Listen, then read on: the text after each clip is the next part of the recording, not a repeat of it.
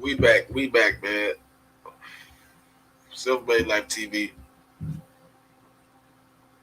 We're gonna recap these fights. Good night at boxing, man.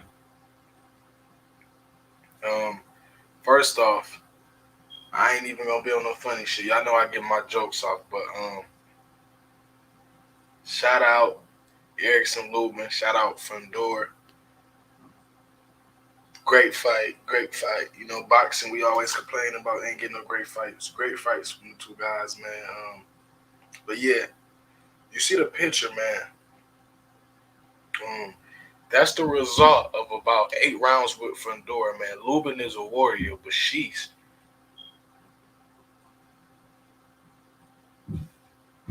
Towards the end of that fight, man. But I want to go over all the cards. We got the Showtime card to go over. We got the DAZN card to go over. Ryan let me down, man. Ryan Dev let me down. Good win over Tagoe, but he couldn't get Tagoe out of there. You know, I guess we're just gonna start there and work our way down. So yeah, Ryan Garcia to return. Hold on, we need the return picture, man. We're gonna do the return picture. As we see, man, we was waiting on Ryan return like motherfucking like cook crack, man. Everybody was waiting. Thought he was gonna return with the. You see who he compared to. You see who the comebacks compared to. So that's how the people was waiting. But yeah, let's get back to it, man.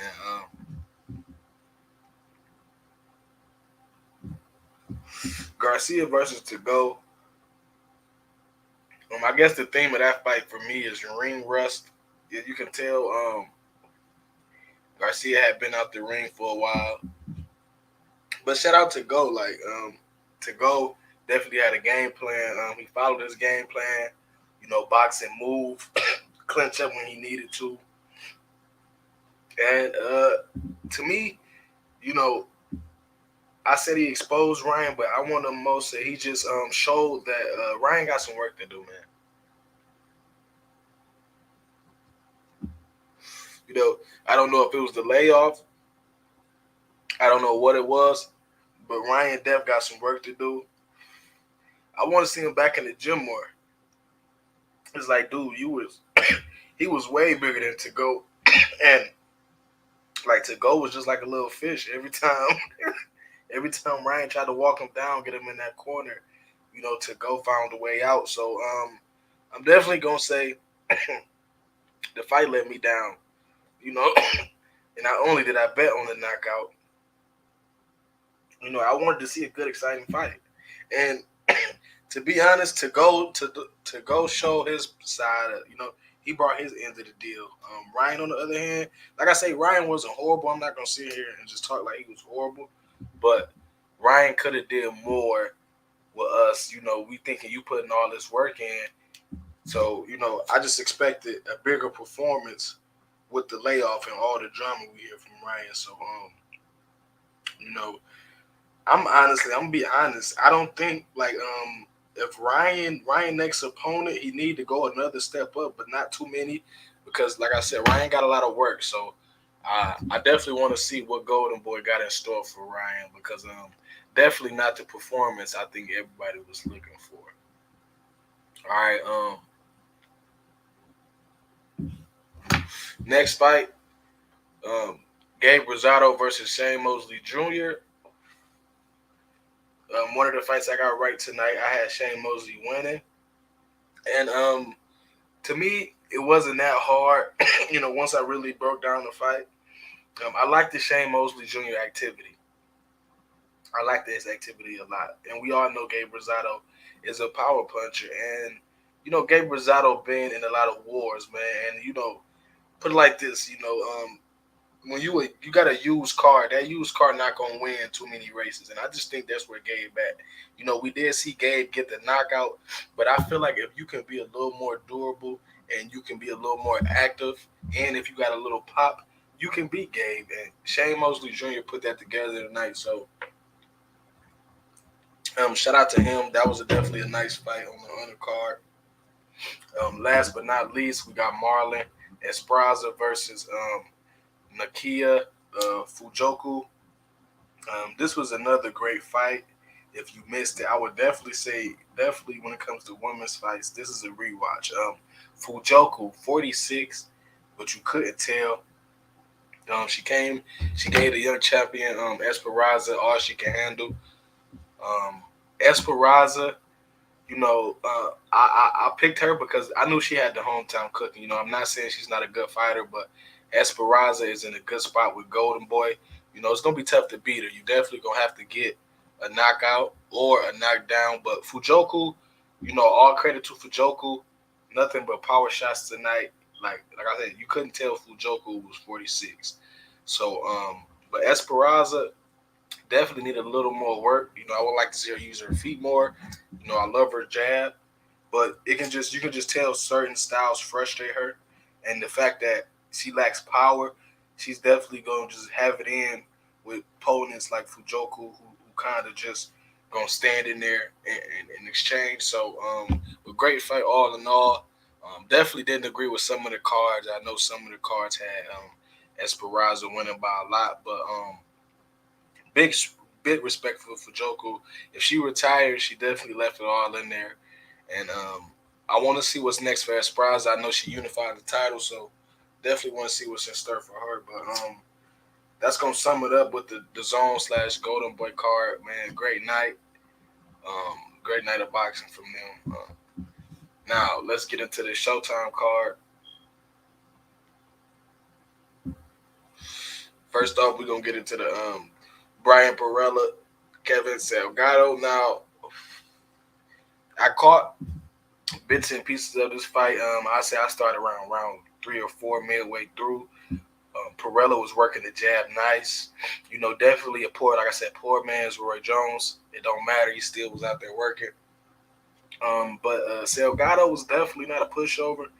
I looked at Salgado's resume, a lot of fights in Mexico, so I was gonna see what he was gonna do in America, and he showed out, man. I'm not gonna lie, Perella was taking over the fight midway through with his jab, but I guess towards the end, Salgado, quick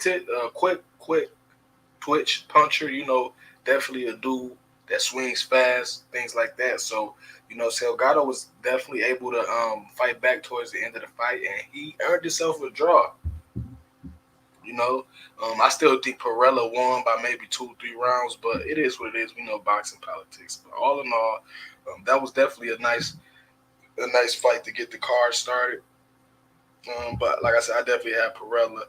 Let me know though if you had Salgado winning. Let me know in the comments who y'all had winning.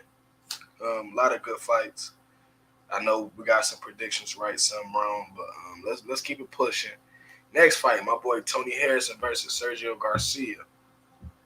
Now, another fight I got right. A lot of people doubting Tony. I wasn't really too worried about this fight.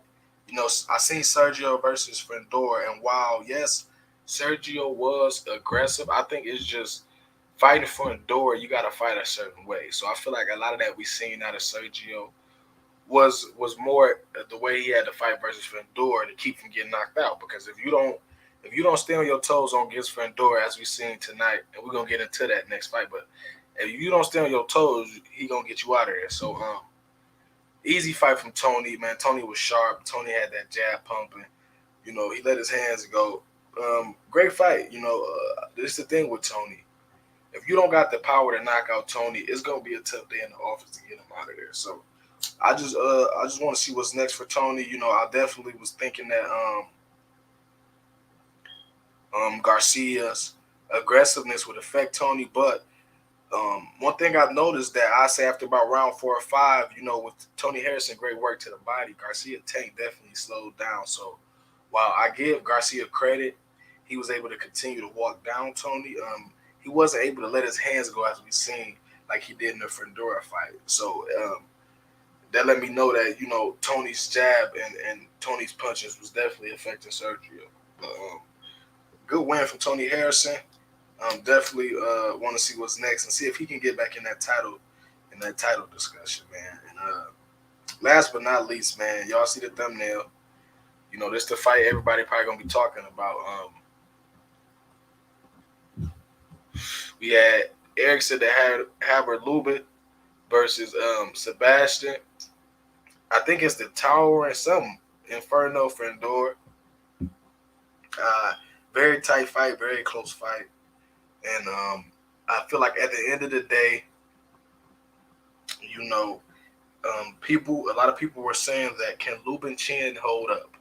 And I admit, I bet it Lubin money line. I liked it Lubin. He's definitely been showing us that he's made up for that Charlo loss. But one thing we all know, Lubin Chin was in question, and unfortunately, um, we're gonna go ahead and switch the banner real quick. Yeah, unfortunately, it was more than Lubin's chin. Looked like his nose and his jaw might be broken from this fight, man. What a war. Beginning of the fight, dude started off in the phone booth. We know that's Fundora's style, straightforward. One thing I will say is Lubin didn't get on that bike, man. I wanted Lubin to kind of stick and move more this fight. I feel like with his boxing skills, he can definitely box himself to a tough decision, which he kind of was. He was up on the cards. I know it's a lot of discussion about Lubin being up on the cards, but yeah, Fundora, I say round two. Fundora, nice uppercut, man. Fundora uppercut is beautiful. It's like he got long arms, so it's almost like a mid range, but he can throw it in space and still touch you. And Lubin thought he was out of range, but Fundora caught him with that uppercut early. And Fundora just showed his aggressiveness. That walk him down style. While Lubin was getting great shots in, you can just tell overall. I say midway, 3, 4, 5. Fundora's style was definitely taking a toll on Lubin. I also thought that Lubin would have a better chance, given that this is Coach Cunningham's second time seeing Fundora. They got the draw with Jamante Clark. And anybody let me know the Jamante Clark fight. I betted on that fight. I still don't know if he had a fight against Aaron Coley. I don't know what happened with that. But yeah, so this being Coach Cunningham's second fight against Fundora, I felt like he would have a added game plan. But I said it started around towards 6 and 7.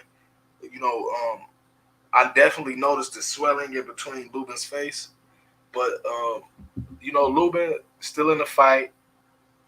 The one thing I would say, to me, Lubin just kind of fell into Fundora's trap of that inside game, and maybe because he got tired. But round 7, Lubin surprised us, fought Fundora off, and actually hurt Fundora and knocked him down for the first time in his career. So we see that Fundora can be hurt, which we knew that, but we see that Fundora can be put down. So shout out Lubin. I thought Lubin had some life there with the knockdown. Happened towards the end of the round. So, but Lubin wasn't able to really capitalize. Even after they got up, he didn't really jump on Fundora, and that may be because Lubin didn't have that tank. And I'm not gonna lie, I noticed that when Lubin wasn't able to jump on Fundora, I noticed that he was gonna let Fundora back into the fight, and that's kind of what happened. Fundora survived, and really, man, it was kind of like what they say is like a movie you already know the end of. Lubin stopped working a lot, and Lubin feet stopped moving. So the more I seen, Lubin clinching up with Fundora, the more that was like not good news. And Fundora started letting that right hand go, man. And I would say, going to the corner, you definitely like this. The first thing I noticed was the middle of Lubin's face swelling, but then I know towards the end of one round, and when you seen Lubin stop moving, and after about 3, 4 uppercuts, you look, the whole left side of his face was swollen, and it definitely looked worse when he walked to the corner. And after that, Coach Cunningham and them Lubin's corner called it off. So Fundora got the TKO stoppage. Shout out Fundora, shout out Lubin. Great fight. I ain't gonna lie. I'm hearing fight of the year. That's what people are already saying, fight of the year. Y'all let me know what y'all think. But yeah, man. I don't want, because I did say I thought the winner of the co-main and the main was gonna fight. But now that Fundora won, I'm good on my dog Tony Harrison fighting Fundora. Like, we good on that right now, man. Let my boy Tony live. We just got a good win. We don't need to be fighting no Fundora. Fundora gonna be hard to beat, man. Now I'm not saying he's not beatable. We seen Lubin drop him, but to me, with Fundora, it's like this: if you're not gonna get him out of there, he gonna walk you down. Now I am seeing signs of Jared Hurd, for as I don't know how long Fundora can take punches in this style like this. We seen Jared Hurd have a run and then go downhill. So, I'm excited to see what's next for him, but I'm not trying to see my dog Harrison fight Fundora. We don't need that right now. But yeah, man, Self-Made Life TV. Hit the like, hit the subscribe, man. Y'all let me know how y'all feel about both cards. Though I kind of ran down the Showtime and the DAZN card. Y'all let me know, y'all predictions, who y'all had winning, shit like that, man. And we gone.